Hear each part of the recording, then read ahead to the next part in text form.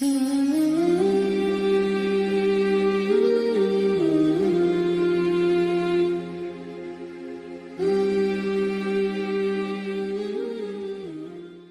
لله رب العالمين والصلاة والسلام على رسوله محمد وعلى آله وصحابه أجمعين أما بعد فأعوذ بالله من الشيطان الرجيم بسم الله الرحمن الرحيم لقد كان لكم في رسول الله أسوة حسنة۔ جو چیز اس وقت مناسب ہے وہ یہ ہے کہ ہمارے اردو قارئین کے سامنے سیرت کے مراجع آئیں کہ سیرت کے حقیقی مراجع کیا ہیں۔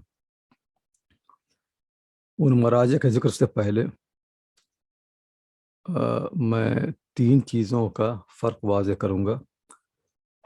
ایک تو سنت، سیرت اور حدیث۔ سنت عربی زبان میں کہتے ہیں راستے کو، وہ راستہ جس پر لوگ چلتے ہوں۔ مسلمانوں کی اصطلاح میں سنت وہ طریقہ ہے جو حضور صلی اللہ علیہ وسلم نے اپنایا۔ آپ صلی اللہ علیہ وسلم کس طرح نماز پڑھتے تھے، کیسے روزہ رکھتے تھے، آپ کا حج کا طریقہ، کھانے اور پینے کا طریقہ، لوگوں سے بات کرنے کا طریقہ، آپ جتنے معاشرتی طریقے ہیں سب اس میں شامل ہیں۔ تو سنت کہتے ہیں طریقے کو۔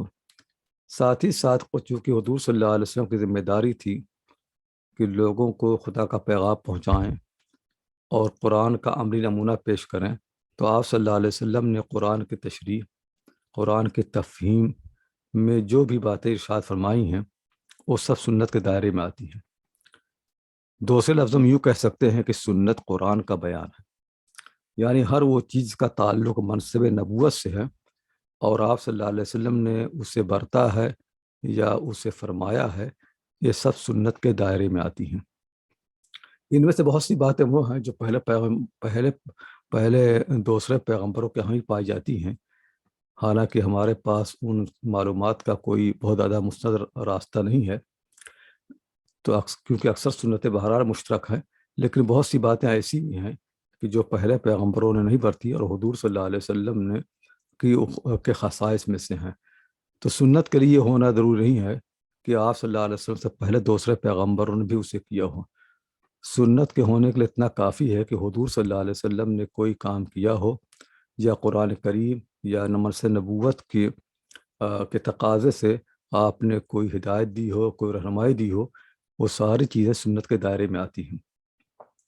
حضور صلی اللہ علیہ وسلم کی زندگی سنت سے وسیع تر ہے۔ آپ صلی اللہ علیہ وسلم مکہ مکرمہ میں پیدا ہوئے، آپ کے والدین کون تھے، آپ نے 40 سال نبوت سے پہلے کے جو زمانہ کی زندگی ہے وہ کس طرح سے گزاری۔ نبوت کے بعد بھی آپ کے بہت سے کام ایسے ہیں جو نبوت کے دائرے میں نہیں آتے ہیں بلکہ انسانی ضرورتوں اور تقاضوں کے دائرے میں آتے ہیں۔ یہ ساری چیزیں وہ جو سنت سے باہر تھی اور جنہیں ہم کہتے ہیں سیرت، یا یہ چیزیں وہ ہیں کہ جن کے جاننے سے سنت کی تشریح آسان ہوتی ہے۔ حضور صلی اللہ علیہ وسلم نے جنگیں لڑی، تو جنگوں میں بہت سی باتیں سنت کی ہیں اور بہت سی باتیں وہ ہیں جو سیرت کے دائرے میں آتی ہیں۔ تو حضور صلی اللہ علیہ وسلم کی زندگی کے ساری ضروریات و تفصیلات جن پر آپ کی سنت مبنی ہے، انہیں ہم سیرت کہتے ہیں۔ سیرت ہر ایک کی الگ ہوتی ہے۔ حضرت بکر رضی اللہ تعالیٰ کی سیرت الگ تھی، حضرت عمر کی سیرت الگ تھی، سب کی زندگی الگ ہوتی ہے، سب کے حالات الگ ہوتے ہیں، لیکن مسلمانوں سے ہمیشہ مطالبہ یہ ہے کہ ان کی جو بھی زندگی ہو اور جو بھی حالات ہو اس میں حضور صلی اللہ علیہ وسلم کی سنت کی تطبیق کریں، اور جو جتنا ہی قریب ہوگا آپ صلی اللہ علیہ وسلم سے اتنا ہی وہ اللہ سے قریب ہوگا۔ بعد میں جب حضور صلی اللہ علیہ وسلم کا وصال ہو گیا تو اس کی ضرورت ہوئی کہ آپ صلی اللہ علیہ وسلم کی جو سنتیں ہیں وہ دوسری نسل تک پہنچائی جائے۔ صحابہ کرام نے اس میں انتھک کوشش کی، بڑی جد و جہد کی، اور آپ صلی اللہ علیہ وسلم کی جو عبادتیں تھیں، آپ کے معاملات تھے، یہ تابعین تک اور ان کے بعد تک پہنچانے کا اہتمام کیا۔ لیکن ظاہر ہے کہ جو نئی نسل تھی انہوں نے حضور صلی اللہ علیہ وسلم کو دیکھا نہیں تھا، تو ان کی خواہش تھی کہ حضور صلی اللہ علیہ وسلم کے بارے میں جو بھی تفصیلات ہیں سب معلوم کریں۔ تو ان لوگوں ان کو خواہش ہے آپ صلی اللہ علیہ وسلم کی پیدائش کے بارے میں، مکے میں آپ کی زندگی کے بارے میں کہ نبوت سے پہلے آپ کی زندگی کیا تھی، اور آپ کسی طرح سے ساری مشغولیات، کھانا اور پینا، ان سب چیزوں کے بارے میں دلچسپی پیدا ہوئی، اور صحابہ کرام سے پوچھتے تھے، یا ان لوگوں سے جو ان کے پاس موجود تھے ان سے پوچھتے تھے، اور یہ ساری باتیں جمع کرتے تھے۔ تو وہ باتیں جو تابعین کے سامنے بیان کی گئیں اور تابعین نے دوسروں تک بیان کی، ان ساری باتوں کو ہم حدیث کہتے ہیں۔ حدیث کے معنی بیان کرنا ہے، خبر دینا۔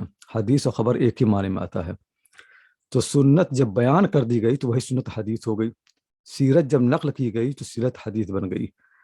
تو سنت اور سیرت دونوں حدیث بن گئے، دونوں کی روایت ہونے لگی، دونوں کو نقل کیا جانے لگا، دونوں کو لوگ یاد کرنے لگے، دونوں کی حفاظت جو ہے اہتمام سے کی گئی، تو یہ دونوں چیزیں حدیث میں داخل ہو گئی۔ تو سنت تو حقیقتاً وہ معلومات ہیں جن کا تعلق منصب نبوت سے ہے، یا جن کا تعلق بیان قرآن سے ہے، اور سیرت حضور صلی اللہ علیہ وسلم کے عمومی حالات ہیں، اور ان دونوں کو جب بیان کیا گیا تو دونوں حدیث کے دائرے میں آ گئیں۔ اسی لیے حدیث کی جو کتابیں ہیں وہ سنت اور سیرت دونوں معلومات پر مشتمل ہیں۔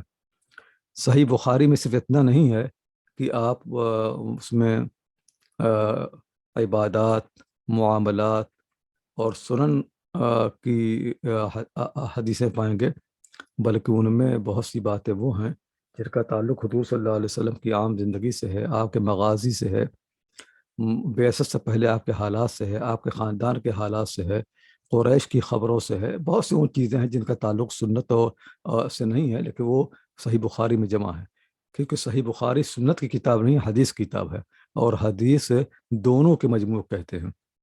حدیث میں سنت بھی ہوتی ہے اور سیرت بھی ہوتی ہے، لیکن اس میں ایک فرق رہا ہے۔ فرق یہ ہے کہ سنت یہ کا تعلق چونکہ منصب نبوت سے ہے، اس لیے اس میں بہت زیادہ احتیاط برتی گئی، بہت زیادہ۔ حضور صلی اللہ علیہ وسلم زمانے میں بھی لوگ احتیاط برتتے تھے، جب کسی کو سکھانا ہوتا تھا کہ وضو کیسے کریں تو اس میں لوگ احتیاط برتتے تھے، اور وہ باتیں بتاتے تھے جن پر ان کو یقین ہو یا غلبہ ظن ہو، ان کو بتاتے تھے، اور تحقیق کرتے تھے، کبھی ایک سے، کبھی دو دو تین تین لوگوں سے پوچھتے تھے، اس کا اہتمام ہوتا تھا کیونکہ ان کا دین ہے۔ لیکن حضور صلی اللہ علیہ وسلم زندگی کے دوسرے واقعات جن کا تعلق سنت سے نہیں تھا اور جن پر کوئی عمل نہیں ہے، مطلب حضور صلی اللہ علیہ وسلم کس وقت پیدا ہوئے، کس تاریخ کو پیدا ہوئے، کوئی سنت نہیں ہے، اس پر کوئی عمل ہو ہی نہیں سکتا۔ حضور صلی اللہ علیہ وسلم نے سفر میں کہاں کہاں قیام کیا، یہ کوئی سنت ہے نہیں۔ تو اس طرح کی بہت سی معلومات ہیں، نبوت سے پہلے آپ صلی اللہ علیہ وسلم کے جو بہت سے کام تھے وہ سنت کے دائرے میں نہیں آتے ہیں، لیکن مسلمانوں نے ان کو جاننا چاہا تو ان کے جاننے میں وہ احتیاط نہیں برتی، اور بہت سی کہی باتیں، سنی سنائی باتیں بھی لوگوں نے ان کو روایت کرنا شروع کر دیا۔ چنانچہ حدیث سیرت کا ایک بہت بڑا ذخیرہ وہ ہے جو ان صحابہ کرام سے مروی ہے جنہوں نے واقع دیکھے ہی نہیں، یعنی حضور صلی اللہ علیہ وسلم کی زندگی جو مکے میں تھی اور اس میں جو حالات پیش آئے، ان کی روایتیں بالعموم حضرت ابو ہریرہ رضی اللہ تعالیٰ عنہ سے ہوتی ہیں، حضرت انس سے ہوتی ہیں۔ یہ لوگ مکے میں تھے ہی نہیں۔ حضرت ابو ہریرہ رضی اللہ تعالیٰ عنہ غزوہ خیبر میں کے بعد مسلمان ہوئے، مدینے آئے۔ حضرت انس رضی اللہ تعالیٰ عنہ چھوٹے بچے تھے جب آپ صلی اللہ علیہ وسلم مدینہ منورہ تشریف لائے تو ان کی عمر 10 سال تھی۔ حضرت عائشہ رضی اللہ تعالیٰ عنہ بھی بہت سے واقعات سیرت کی نقل کرتی ہیں، ان کی عمر بھی بہت تھوڑی سی تھی۔ اسی طرح سے اور بہت سے صحابہ کرام جو چھوٹے تھے اور جنہوں نے مکے کی زندگی دیکھی نہیں تھی، ان کے ذریعے سے بہت سی روایتیں مروی ہیں۔ تب ابو موسیٰ اشعری سے بہت سی باتیں مروی ہیں، انہوں نے دیکھا ہی نہیں تھا، تو لوگوں نے یہ روایتیں کہاں سے لی ہیں؟ تو یہ روایتیں لوگوں نے دوسرے صحابہ کرام سنی ہوگی، اور ہو سکتا ہے کہ گھر کی عورتوں سے سنا ہو، اور ان لوگوں نے کسی اور سے سنا ہو۔ اس کا اہتمام نہیں کیا گیا کہ اس سلسلے میں سند دریافت کی جائے اور روایت کی صحت کو پرکھا جائے۔ اسی لیے سیرت میں بہت سے مسائل پیدا ہو گئے، بلکہ محدثین عام طور سے سیرت کی حدیثوں کو پر اعتماد نہیں کرتے تھے۔ امام احمد بن حنبل رحمۃ اللہ علیہ کا مشہور مقولہ ہے کہ 3 قسم کی احادیث کا کوئی اعتبار نہیں ہے۔ ان 3 قسم کی احادیث میں ایک قسم وہ ہے جس کا تعلق سیرت سے ہے، کیونکہ اس میں اکثر حدیثیں وہ ہیں جو غیر متصل سند ہیں یا منقطع ہیں، اور سند کا معلوم ہی نہیں ہے، اور بہت سی باتیں ان میں وہ مروی ہو گئی ہیں جو قرآن سے ٹکراتی ہیں اور صحیح احادیث سے ٹکراتی ہیں۔ مثلا یہ ہے کہ سیرت میں آتا ہے کہ حضور صلی اللہ علیہ وسلم اپنے چچا ابو طالب کے ساتھ شام کے سفر میں گئے۔ ایک راہب بحیرہ، اس سے ملاقات ہوئی، لمبی کہانی ہے، اور اس میں اس نے یہ کہا، اس نے پیشن گوئی کی کہ یہ لڑکا آگے چل کر کے عربوں کا پیغمبر ہوگا۔ اس واقعے میں بڑی کمزوریاں ہیں۔ امام ذہبی رحمۃ اللہ علیہ نے اپنی سیرت نبویہ میں اس پر کلام کیا تفصیل سے، اور یہ واقعہ خود قرآن سے ٹکراتا ہے، اور حضور صلی اللہ علیہ وسلم کو جب نبوت ملی ہے اور اس کی جو صحیح احادیث ہیں ان کے بھی مخالف ہے۔ حضور صلی اللہ علیہ وسلم کو اگر معلوم ہوتا کہ آپ نبی ہونے والے ہوتے ہیں تو اس کا انتظار کرتے، عربوں کو انتظار ہوتا۔ آپ کے حالات سے کہیں نہیں لگتا ہے کہ آپ کو نبوت کا کوئی علم تھا یا نبوت کا انتظار تھا۔ تو اس طرح کے بہت سے واقعات سیرت میں داخل ہو گئے ہیں۔ بہت زیادہ احتیاط کی ضرورت ہے، کیونکہ حضور صلی اللہ علیہ وسلم کی صحیح باتیں ہی ہمارے لیے مفید اور رہنمائی کی ہیں۔ جو باتیں صحیح نہیں ہیں، ظاہر اس میں کوئی ہدایت اور کوئی رہنمائی نہیں ہے۔ تو سیرت کے صحیح مراجع کیا ہوں گے؟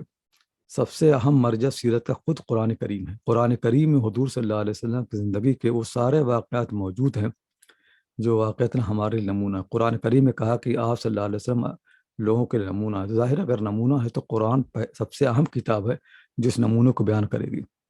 چنانچہ انسان کے ایمان کیا ہو، کفر سے کیسی نفرت ہو، کفر سے لوگوں کو دعوت کس طرح سے دی جائے، شرک کیا چیز ہے، یہ ساری چیزیں قرآن کریم تفسیر سے بیان کی گئی۔ حضور صلی اللہ علیہ وسلم دعوت میں کس طرح جد و جہد کرتے تھے، کس طرح صبر کرتے تھے، کس طرح عبادت میں آپ جد و جہد کرتے تھے، ساری باتیں وہ ہیں جو قرآن کریم میں موجود ہے۔ آپ صلی اللہ علیہ وسلم کی زندگی کے بہت سے واقعات کو قرآن کریم میں تفسیر سے منقول ہیں۔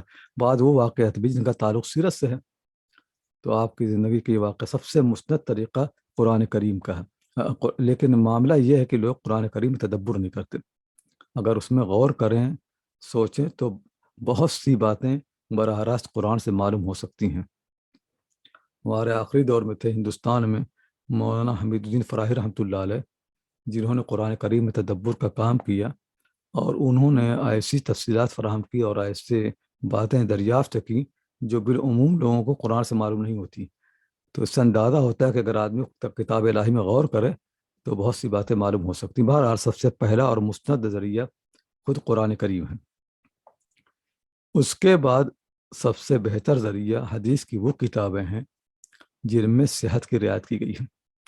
یعنی امام بخاری رحمۃ اللہ علیہ نے، اس میں کوئی شک نہیں کہ سنت و سیرت دونوں کو اپنے کتاب میں جمع کیا ہے، لیکن امام بخاری رحمۃ اللہ علیہ نے بہت ہی تحقیق کی ہے، منقطع روایتوں کو، بسند روایتوں کو چھوڑ دیا ہے، متصل روایتوں میں بھی تحقیق کی ہے، اور جو صحت کے شرائط انہوں نے رکھے ہیں ان پر جانچا ہے۔ تو قرآن کریم کے بعد اگر کسی کو سیرت کی طلب ہے تو سب سے اہم کتاب خود بخاری شریف ہے، صحیح بخاری ہے۔ اس میں بہت سے واقعات آپ صلی اللہ علیہ وسلم زندگی کے ہیں، اور جو واقعات اس سے ٹکراتے ہیں ان کو نکال دینا چاہیے۔ وہ منکر ہیں، مناکیر ہیں۔ ہر وہ خبر، ہر وہ حدیث، ہر وہ روایت جو قرآن کریم سے ٹکراتی ہو یا صحیح خبر سے ٹکراتی ہو، صحیح حدیث ٹکراتی ہو، وہ محدثین کے نزدیک منکر ہوتی ہیں، اور منکر روایتوں کا کوئی اعتبار نہیں ہوتا ہے، ان کا بیان کرنا جائز نہیں ہے، ان پر نہ کوئی عمل مبنی ہوتا ہے اور نہ ان کی روایت کرنا جائز ہے۔ کثرت سے سیرت کی کتابوں میں مناکیر اور شواذ بھرے پڑے ہیں، تو ان سے احتیاط کرنی چاہیے۔ اگر کسی موضوع پر بخاری شریف میں کوئی روایت ہے تو اسے اختیار کرنا چاہیے، اور بخاری سے باہر کی روایتوں پر کے بارے میں احتیاط سے کام لینا چاہیے۔ صحیح بخاری کے بعد سب سے اہم کتاب صحیح مسلم ہے۔ موطا کے اندر بھی بعض چیزیں سیرت سے متعلق آ گئی ہیں۔ تو آپ، یہ 3 کتابیں ہیں جو مستند ہیں، یعنی قرآن شریف کے بعد صحیح بخاری، صحیح مسلم اور موطا۔ اس کے بعد دوسری کتابیں جن میں سیرت کے مواد موجود ہے، ابو داؤد، ترمذی، نسائی، ماجہ، اور اسی طرح سے حدیث کی بے شمار کتابیں، ان میں تحقیق کرنی چاہیے۔ تحقیق ضروری ہے، کیونکہ اس میں ان کتابوں کے اندر کبھی کبھی موضوع روایتیں بھی ہیں، مناکر و شاد بھی ہیں، ضعیف روایتیں بہت سی ہیں، اور یہ دین جو ہے کمزور روایتوں پر مبنی نہیں ہے، اس کا ہمیں خیال کرنا چاہیے۔ ان کے بعد وہ کتابیں آتی ہیں جن کو لوگوں نے حضور صلی اللہ علیہ وسلم کے شمائل میں جمع کیا ہے۔ شمائل کے معنی یہ ہیں حضور صلی اللہ علیہ وسلم کی وہ خصوصیات جن سے آپ پہچانے جاتے تھے۔ وہ خصوصیات تخلیقی بھی ہو سکتی ہیں اور عملی اور اخلاقی بھی۔ تو ان پر کتابیں کافی لکھی گئی ہیں، اور یہ ابواب خود حدیث کتابوں میں موجود ہیں۔ ان میں سب سے مشہور کتاب ہے امام ترمذی رحمۃ اللہ علیہ کی الشمائل المحمدیہ۔ یہ کافی مشہور ہے اور مدرسوں میں پڑھائی جاتی ہے، اور ہم لوگوں نے اس کو بار بار شیوخ سے پڑھا ہے اور پڑھایا بھی ہے۔ تو یہ ہے الشمائل المحمدیہ امام ترمذی رحمۃ اللہ علیہ کی۔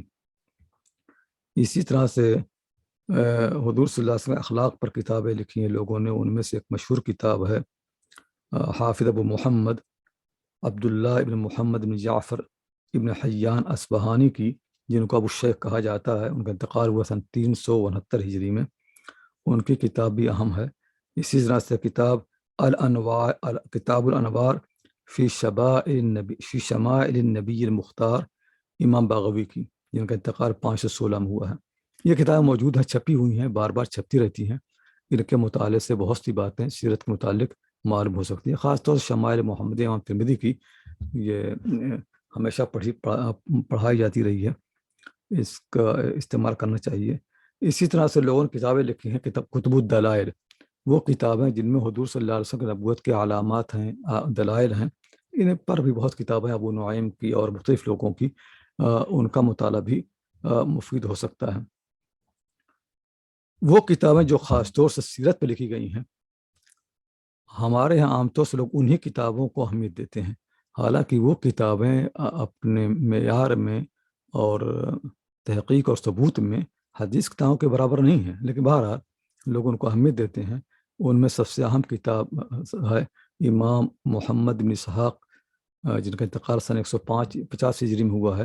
ان کی سیرت ہے، بڑی اہم ہے۔ اور امام شافعی رحمۃ اللہ فرمایا کرتے تھے کہ سیرت کے باب میں لوگوں کا دار و مدار ابن اسحاق پر ہے۔ اسی طرح سے سیرت ابن ہشام، جنہوں نے کہ حقیقتاً اصل میں یہ ابن ہشام کی جو سیرت ہے وہ ابن اسحاقی کی سیرت ہے، کچھ اضافہ کر دیا ہے، سیرت ابن ہشام ہے۔ اس کے بعد اور بھی بعد میں لوگوں نے کتابیں لکھی، الروض الانف ہے، مغازی واقدی کی، اور ابن سعد کے طبقات ہے، ان کے اندر بھی چیزیں ہیں۔ پھر تاریخ کی عام کتابیں ہیں، امام طبری کی، ذہبی کی، ابن کثیر کی، اسی طرح اس چیزیں ہیں۔ اور خاص کتابیں بعد مرتب ہوئیں، لیکن ان میں رتب و یابس بہت زیادہ ہے۔ بعد کی کتابوں میں سب سے صحیح کتاب سیرت کی اگر کوئی ہے تو امام ذہبی کی السیرہ نبویہ ہے۔ اور دوسری کتاب جو تحقیق شدہ ہے، جس میں تحقیق کی گئی ہے اور جسے محدثان نگاہ سے لکھا گیا ہے، محدثان اور فقیہان نگاہ سے لکھا گیا ہے، وہ کتاب ہے زاد المعاد امام ابن قیم کی۔ یہ کتاب بڑی اہم ہے۔ ابن قیم رحمۃ اللہ علیہ نے اس میں سیرت اور سنت دونوں معلومات جمع کی ہیں، لیکن تحقیق سے گفتگو کی ہے، بحث کی ہے، مقابلہ کیا ہے، ترجیح دی ہے۔ یہ کتاب لوگوں کے لیے اہم ہے، تو ان کتابوں کو پڑھنا چاہیے۔ بہت سی کتابیں جو ہمارے رائج ہو گئی ہیں، انہوں نے غلط معلومات کو معاشرے کے اندر عام کر دیا ہے، اور حضور صلی اللہ علیہ وسلم کی جو پاکیزہ سیرت تھی وہ خرافات اس میں خرافات کا ایک عنصر غالب آ گیا ہے، اس سے بچنا چاہیے۔ اس طرح کی کمزور کتابوں سے ایک کتاب ہے قاضی عیاض کی الشفا، جو قاضی عیاض محدث تھے، لیکن اس میں انہوں نے بہت سی بے سروپا روایتیں اور کمزور چیزیں جمع کر دی ہیں۔ ان کے بارے میں احتیاط اور تحقیق کی سخت ضرورت ہے۔ اردو کے اندر جو کتابیں لکھی گئی ہیں، اس میں کوئی شک نہیں ہے کہ سب سے زیادہ ممتاز کتاب علامہ شبلی کی سیرت النبی ہے، جسے ان کے معینات شاگرد علامہ سلیمان ندوی رحمۃ اللہ علیہ مکمل کیا ہے۔ اور علامہ شبلی نے کتاب کے شروع میں ایک بیش بہا مقدمہ بھی لکھا ہے، جو مقدمہ محدثانہ اصول پر ہے، اور جس سے اندازہ ہوتا ہے کہ انہوں نے کس قدر تحقیق کی ہے۔ تو اس کتاب پر اردو والوں کو اس کتاب پر اعتماد کرنا چاہیے۔ اسی طرح سے مولانا سید ابو الحسن علی رحمۃ اللہ علیہ کی کتاب ہے سیرہ نبویہ عربی میں، اور اس کا اردو میں بھی ترجمہ ہوا ہے. یہ بھی ایک محققانہ کتاب ہے. اور عصر حاضر میں کس طرح سیرت کے پیغام کو عام کیا جائے، یہ کتاب اس کے لیے یعنی بہترین رہنما ہے لوگوں کے لیے اس موضوع پر. اسی طرح مولانا مودودی رحمۃ اللہ علیہ کی کتاب سیرت کے موضوع پر ایک اہم کتاب ہے عصر حاضر میں. اور امام محمد غزالی کی عربی میں فقہ السیرہ. یہ وہ کتابیں ہیں عصر حاضر میں کہ جن کے پڑھنے سے لوگوں کو سیرت کی صحیح معلومات حاصل ہوں گی، اور حضور صلی اللہ علیہ وسلم سے رت بڑھے گا اور آپ سے محبت پیدا ہوگی. لیکن بہت ضروری ہے کہ ہم ان چیزوں سے احتیاط کریں جو چیزیں غلط طریقے سے حضور صلی اللہ علیہ وسلم کی زندگی کے متعلق منسوب کر دی گئی ہیں، اور جن کا محدثین کے ہاں کوئی ثبوت نہیں ہے، اور جن سے انہوں نے اعراض برتا ہے. ان طرح کی ان روایتوں سے اجتناب ضروری ہے. اس لیے ہمارے لیے مناسب یہی ہے کہ ہم جب بھی لوگوں کو تعلیم دیں، لوگوں کو سکھائیں، تو صحیح چیزیں، صحیح باتوں کی رہنمائی کریں، سیرت کے صحیح مراجع بتائیں. اردو دا طبقہ اگر واقعی حضور صلی اللہ علیہ وسلم محبت کرتا ہے اور آپ صلی اللہ علیہ وسلم سیرت پڑھنا چاہتا ہے، تو سب سے بہتر یہی ہے کہ سیرت النبی کا مطالعہ کرے، امام علامہ شبلی اور سلیمان ندوی کی، یا مطالعہ کرے مولانا مودودی اور مولانا حسن ندوی کی کتابوں کا کہ ان کے اندر جو مستند معلومات ہیں. ورنہ میں نے دیکھا ہے کہ ہندوستان اور پاکستان سے سیرت کی بہت سی کتابیں شائع ہوئی ہیں، اور ان میں نام بڑے بڑے علماء کے ہیں، لیکن وہ کتابیں منکر احادیث اور شواذ بھری پڑی ہیں، اور بہت سی بے سروپا باتیں ہیں، اور وہ باتیں رائج ہوتی جا رہی ہیں. جب انسان ان کو بیان کرتا ہے لگتا ہے کہ یہ بالکل صحیح ہے، کیونکہ اتنی بار ان کو سن چکے ہیں. تو بار بار سننے سے انسان جھوٹ کا بھی عادی ہو جاتا ہے. اس سے احتیاط ضروری ہے. حضور صلی اللہ علیہ وسلم کے بارے میں خاص طور سے احتیاط ضروری ہے. آپ صلی اللہ علیہ وسلم فرماتے ہیں کہ میرے بارے میں متعلق جھوٹ بولنا یہ کسی اور کے متعلق جھوٹ بولنے کی طرح نہیں ہے، یہ سنگین معاملہ ہے. اور آپ نے فرمایا کہ جو بھی میری طرف کوئی بات جھوٹی منسوب کرے وہ اپنا ٹھکانہ جہنم بنا لے. اور صحیح بات ہے کہ اس دین میں ضرورت ہی نہیں ہے جھوٹی باتوں کی. یہ دین نہایت پاکیزہ دین ہے، صحیح دین ہے، صاف ستھرا دین ہے. اس کی بنیاد صرف سچی باتوں پر ہے. تو خلاصہ کلام یہ ہے کہ سیرت کے مطالعے کے لیے جو اصل مراجع ہیں قرآن کریم ہے، صحیح بخاری، صحیح مسلم، موطا. اس کے بعد حدیث کی عام کتابیں ہیں لیکن ان میں تحقیق ضروری ہے. پھر شمائل کی کتابیں جیسا شمائل محمدیہ امام ترمذی کی، لیکن اس میں بھی بعض کمزور چیزیں موجود ہیں. سیرت کی کتابیں جو ہیں جیسے ابن اسحاق کی سیرت ہے، ابن ہشام کی، ان میں بھی احتیاط ضروری ہے، کیونکہ ان کتابوں کے اندر بہت سی وہ روایتیں ہیں جن کی سند ہے ہی نہیں، یا سند منقطع ہے. تو ان سے احتیاط ضروری ہے. بہت سے تعداد ان میں ہے، بہت سی چیزیں ایسی جن میں تعداد ہے، تو ان سے احتیاط کریں. اور عصر حاضر میں جیسا کہ میں نے عرض کیا کہ ان کتابوں کو مطالعہ کریں جن کے مصنفین محقق تھے، علماء تھے، اور جن کے پر احتیاط کا غلبہ تھا، اور جو چاہتے ہیں کہ کس طرح سیرت کو عصر حاضر کی زبان میں پیش کریں اور ان کو عام کریں. ہمارا وقت تھوڑا ہے، اسی پر اکتفا کرتے ہیں. وآخر دعوانا ان الحمد للہ رب العالمین.